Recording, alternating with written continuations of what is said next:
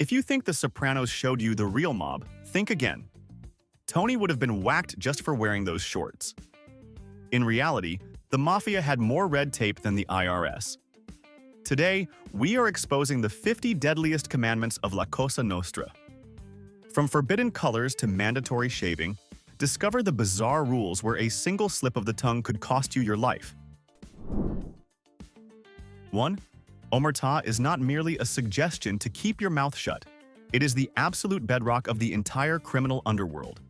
This vow of silence dictates that you never cooperate with authorities, even if you are facing a lifetime in prison or bleeding out in the gutter from a gunshot wound.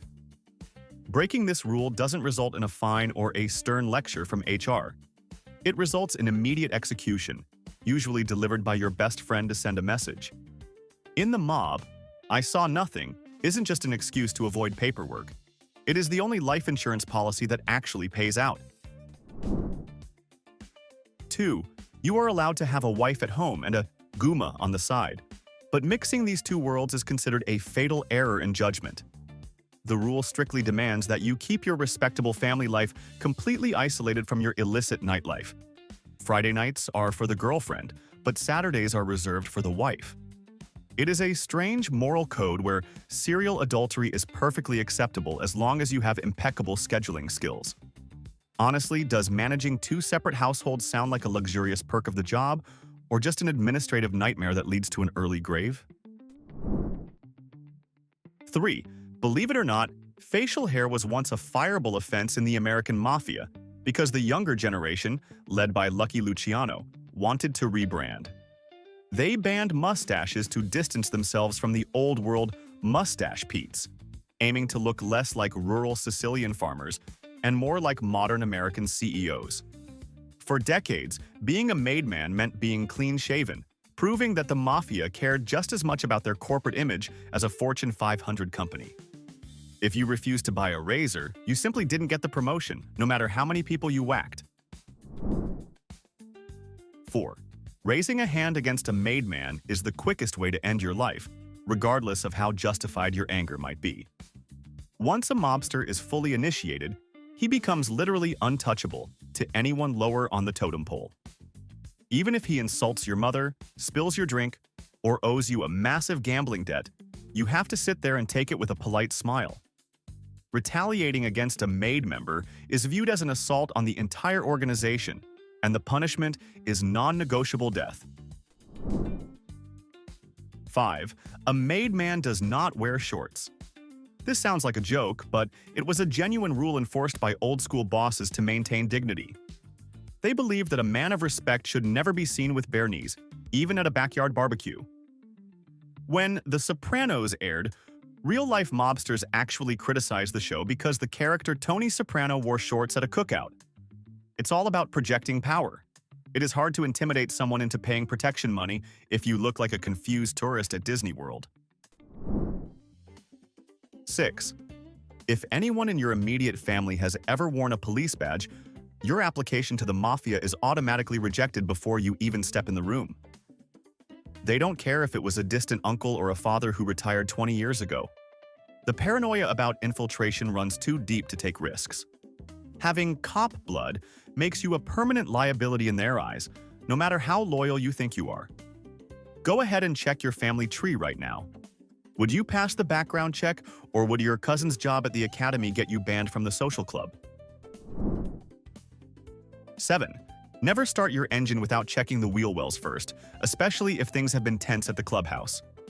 The car bomb became such a popular method of conflict resolution that wise guys developed a nervous tic of inspecting their vehicles before every single trip to the grocery store. It was an effective way to send a message without leaving fingerprints or witnesses. Would you still drive yourself to work every single morning if you had to genuinely wonder if your ignition was wired to a stick of dynamite? 8. The kickup is the economic engine of the mob, strictly requiring a percentage of every illegal dollar you earn to be passed up the ladder to your superior. It doesn't matter if you had a terrible week or if your gambling den got raided by the cops. The boss always eats first. It is essentially the world's most aggressive pyramid scheme masked as a brotherhood. You do all the heavy lifting and take all the risk, but the guy in the big chair gets the thickest envelope. If the envelope is light, your life expectancy drops significantly. 9. Ironically, for a group of professional criminals, lying to another member is considered a cardinal sin that carries the death penalty. You are expected to lie to the government, the press, and your spouse, but if you lie to your capo, you are finished. The organization relies on accurate intel to survive wars and police pressure, so internal dishonesty is treated as high treason. It is a weird paradox.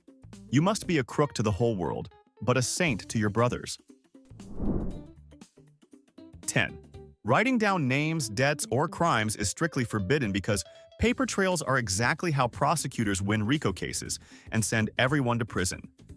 This seems like common sense, yet mobsters constantly get caught with little black books because, apparently, remembering who owes you 50 grand is difficult without notes.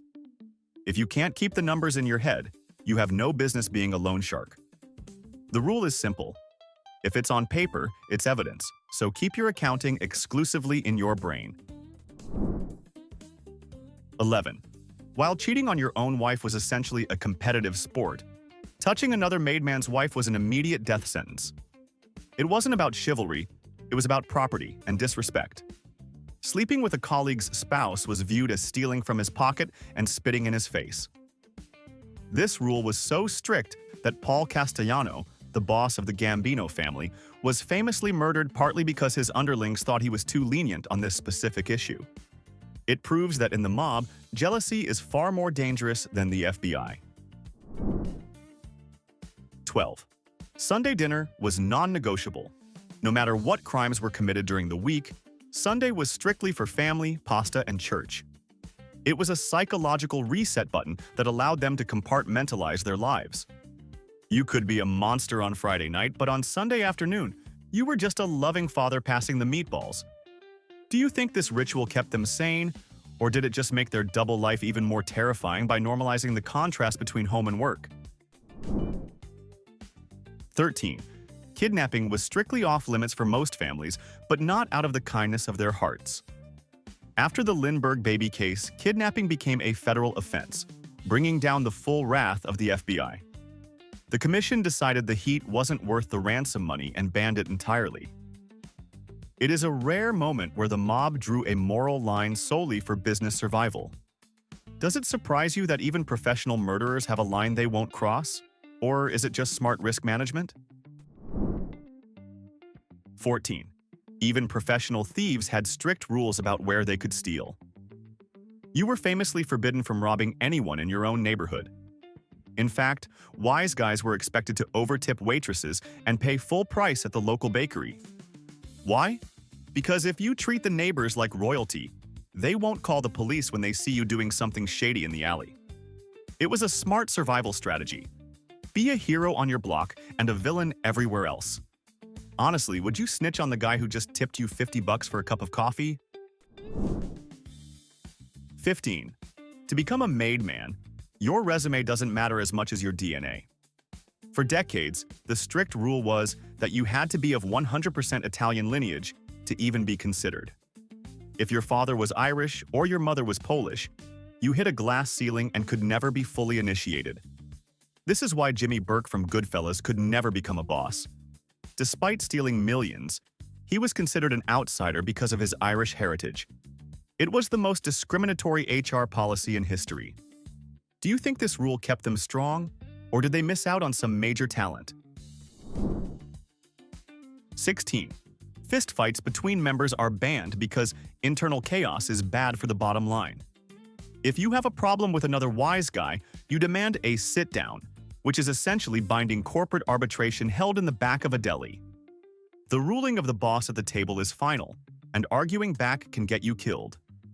It is a civilized way to handle disputes among uncivilized men, proving that bureaucracy exists everywhere, even in organized crime.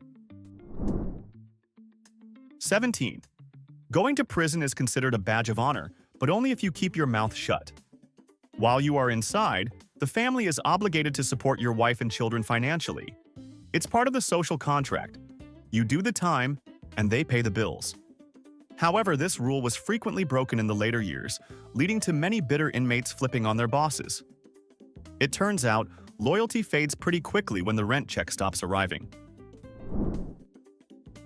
18. We always imagine mobsters as flashy spenders, but flashing cash was actually a dangerous rookie mistake.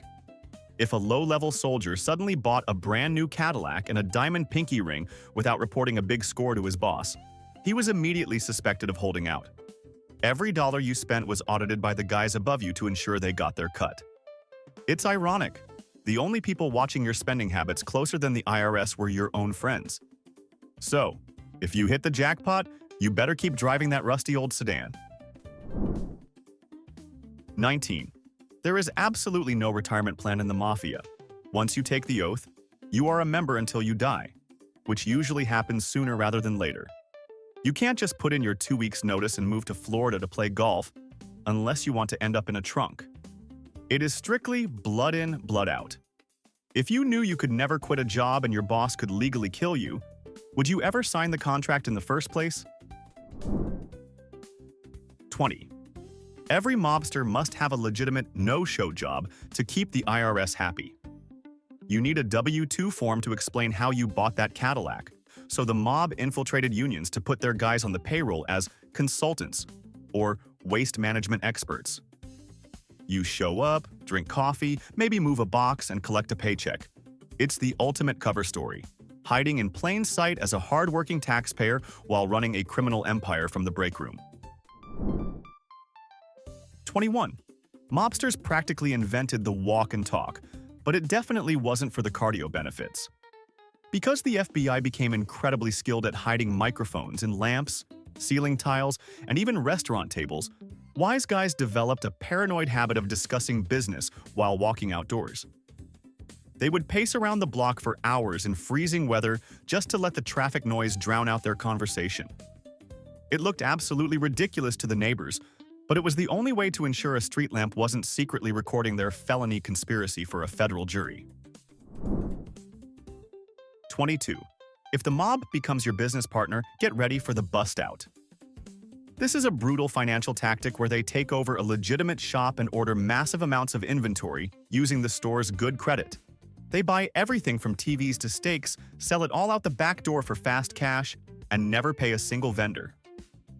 Once the credit lines are maxed out and the shelves are empty, they usually burn the place down for the insurance money. It is the ultimate bankruptcy plan, where the only thing being liquidated is your future. 23. Sometimes the best legal defense is to act completely insane. Boss Vincent. The Chin Gigante spent 30 years wandering around New York City in a bathrobe, mumbling to parking meters to convince the FBI he was mentally unfit for trial. It was an Oscar-worthy performance that worked for decades, allowing him to run a massive crime family while pretending to be a confused old man in pajamas. Would you have the dedication to act like a lunatic 24/7 for 30 years just to avoid prison? 24. Why is the mob so obsessed with the garbage industry? It's not because they love recycling. It's because trash is the perfect monopoly. Every business needs it removed. It's a cash-heavy industry, and it's incredibly easy to hide illicit items in a compactor. Plus, if a store owner refuses to pay for protection, you just stop picking up his trash during a summer heat wave. The smell usually convinces him to pay up within 48 hours. It's dirty work, but the profit margins are spotless. 25. A mob, social club, wasn't exactly a place to play bridge. It was a fortress masked as a hangout. These storefronts had blacked-out windows, reinforced doors, and a strict, members-only policy that kept prying eyes out. It was the office, the courtroom, and the break room all in one.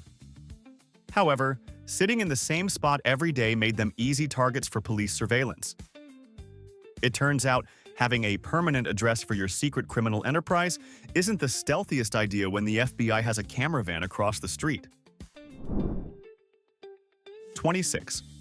One of the strangest unwritten rules involved a deep phobia of the color purple. In traditional Italian superstition, purple is closely associated with death and funerals. So many old-school mobsters refuse to wear it, drive purple cars, or even have purple flowers in their homes. It sounds like absolute nonsense, But when your job involves dodging bullets daily, you start taking bad luck omens very seriously. Would you risk wearing a purple tie to a meeting if you genuinely thought it might be the last thing you ever put on? 27. Respect for the elderly wasn't just good manners, it was law enforced with violence. In the mob, age equaled survival, which equaled wisdom. You were expected to stand immediately when an older boss entered the room and hold the door for senior members. It created a bizarre atmosphere where ruthless criminals acted like perfect gentlemen at a retirement home. It was all about hierarchy. If you respect the position, the organization stays strong. It's funny how they had better manners than most teenagers today, right? 28. Gambling wasn't just a profitable hobby, it was a mandatory customer service strategy. Wise guys ran illegal casinos not just to make money, but to create inescapable debt traps for wealthy civilians. Once a doctor or lawyer lost too much money at the card table, he belonged to the mob. He would have to offer free professional services or legal favors to work off the debt. It was a sinister but brilliant way of recruiting civilian consultants without ever putting them on the official payroll. 29. You never ever touch the boss without an explicit invitation. This rule goes back to the concept of royalty and absolute power. Unless the Don invites you for a hug or offers a handshake, you keep your physical distance. Touching him without permission, even a friendly pat on the back, was seen as a sign of disrespect and familiarity that you hadn't earned. It created an aura of untouchability around the leader, reinforcing the idea that he existed on a higher plane than the soldiers. 30. Mob protocol is actually stricter than British royalty. You never introduce yourself. A third party must vouch for you to prove you aren't wearing a wire. The specific wording is a life or death code. If you are introduced as a friend of mine, you are just a civilian associate. But hearing a friend of ours changes everything. It signals to the room that you are a fully initiated made man. FBI agent Donnie Brasco waited 6 years just to hear that phrase. It is the world's most dangerous networking event, where a slip of the tongue doesn't get you fired, it gets you erased. 31. Al Capone taught every gangster a valuable lesson. You can kill people, but you absolutely cannot cheat the IRS. Mobsters actually file tax returns for their illegal income, usually declaring it vaguely as miscellaneous or consulting fees. They learned the hard way that tax evasion carries a guaranteed prison sentence, while murder requires witnesses and evidence that are much harder to find. It is the supreme irony of the underworld. The only government agency these tough guys truly fear isn't the FBI, but the nerdy accountants with the calculators. 32. In the Genovese family, saying the boss's name out loud was strictly forbidden. Instead of saying Vincent Gigante, wise guys would simply touch their chin to reference him, earning him the nickname the Chin. This wasn't a playful game of charades.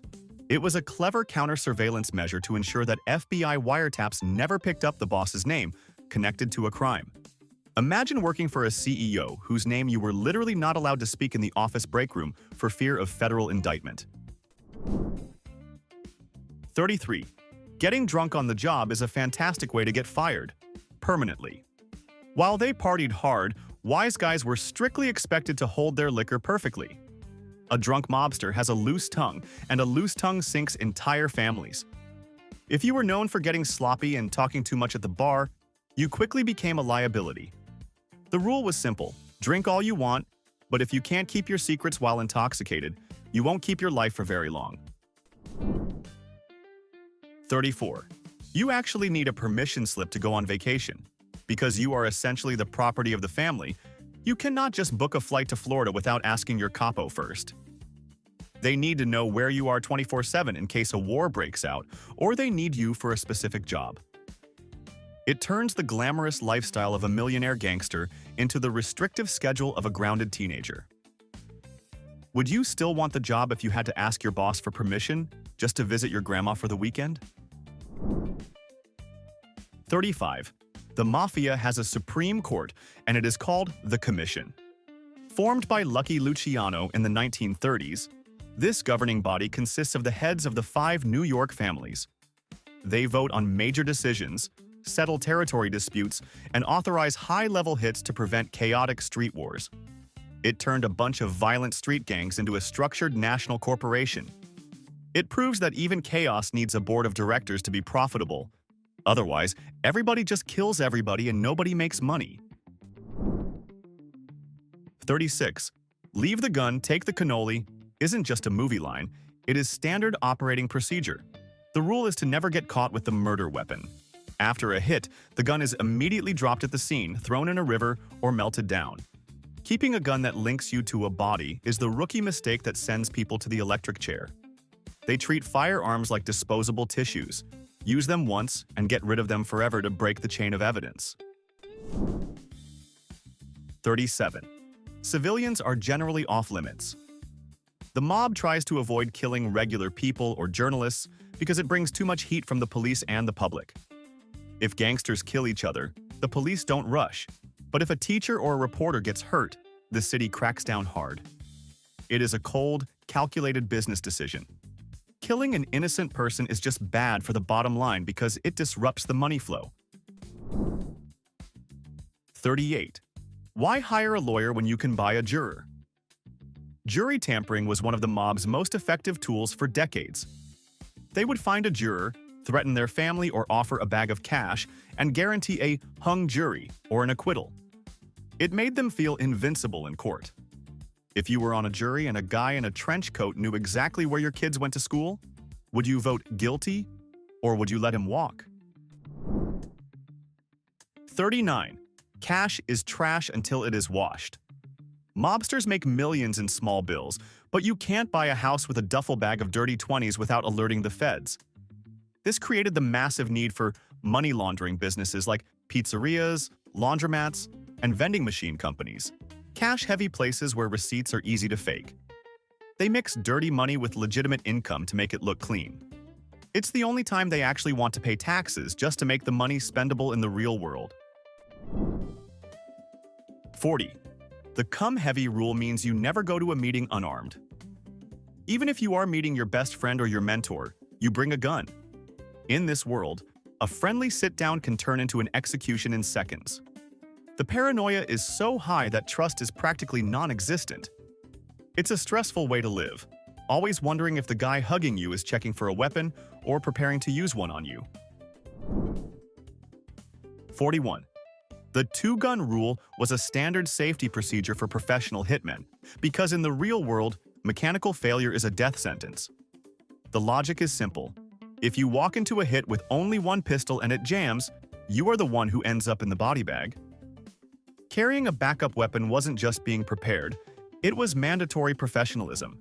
It is the same logic as carrying a spare tire, but with much deadlier consequences if you forget it. Would you trust your life to a single spring and a cheap pistol? 42. You generally cannot promote your own son directly to the top. While nepotism certainly exists, a boss couldn't just hand his kid a made man button like a birthday gift. The son had to earn it from the bottom up to gain respect.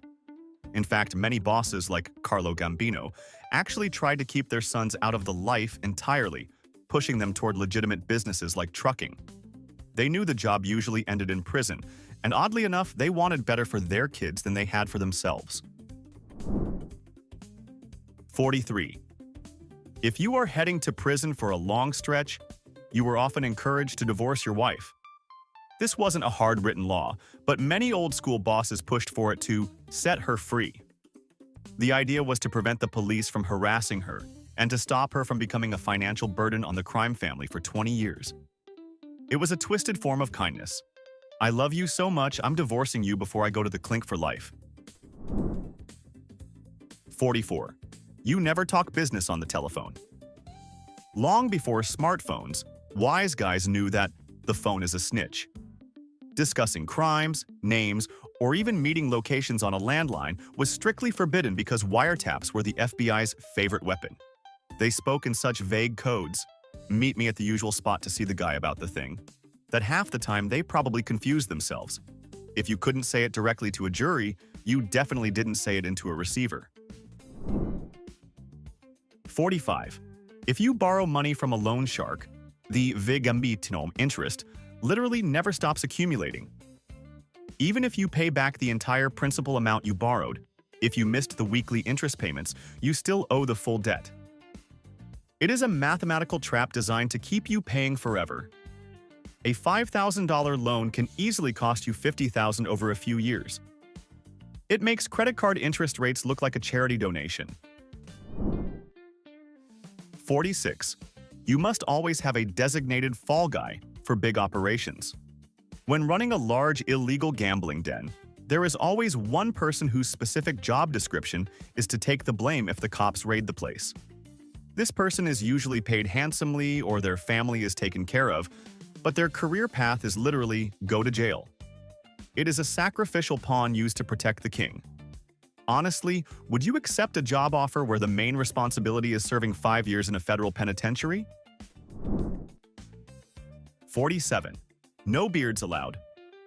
We mentioned the mustache ban earlier, but full beards were also strictly prohibited because they hid your face and made you look untrustworthy, or like a beatnik. The Mafia wanted to project an image of clean-cut, respectable power to separate themselves from street thugs. Even in the 1970s, when everyone in America had long hair and massive beards, wise guys looked like they stepped out of a 1950s time capsule. In their world, image was everything. 48. The trunk music rule became a grisly standard for disposing of problems. If a hit goes wrong or a body needs to disappear for a while, it often ends up in the trunk of a car left at an airport's long-term parking lot. The smell eventually alerts security, but by then, the killer has a distinct alibi or has left the country. It became such a cliché that for decades, seasoned New York detectives would check JFK airport parking lots first whenever a mobster went missing. 49. You never ever retire. We touched on this, but it bears repeating as the penultimate rule because it defines their entire existence. There is no 401k, no gold watch, and no farewell party at the office. The only way out is usually in a pine box or a witness protection van.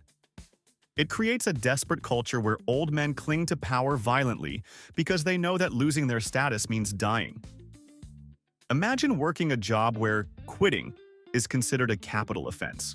Okay, we have navigated through 49 points of organized chaos, and only one remains. But before we drop the hammer with number 50, it is time for the final verdict. In our humble opinion, the gold medal for the most ridiculous rule goes to number 26, the ban on purple.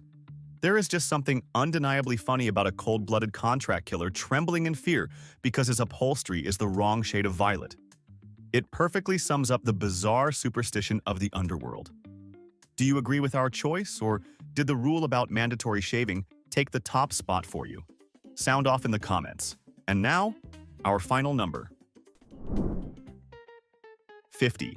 The boss is always right. Even if he is objectively wrong, he is right. If he says the sky is green, you go out and buy green paint. Total, unquestioning obedience is the glue that holds the mafia together.